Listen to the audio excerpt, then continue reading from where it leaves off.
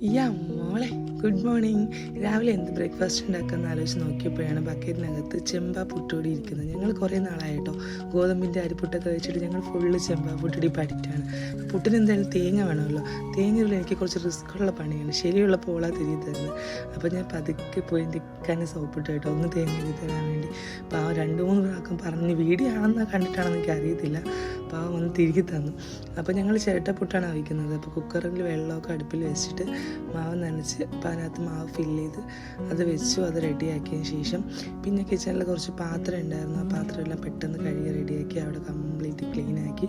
അപ്പോൾ എൻ്റെ മക്കൾക്ക് പുട്ടിൻ്റെ കൂടെ ബുൾസ് ഭയങ്കര ഇഷ്ടമായിട്ടോ. അങ്ങനെ അവർക്ക് ഓരോ ബുൾസ് ഇതൊക്കെ ഉണ്ടാക്കി കൊടുത്തു. ബുൾസ ഉണ്ടെങ്കിൽ അവർ ഭയങ്കര ഹാപ്പിയാണ്. അങ്ങനെ കുറച്ച് പഞ്ചസാരയൊക്കെ ഇട്ട് രണ്ടുപേർക്കും പുട്ട് കൊണ്ട് വെച്ചപ്പോഴേക്കും ബുൾസ കണ്ടപ്പോൾ ഭയങ്കര ഹാപ്പിയായി.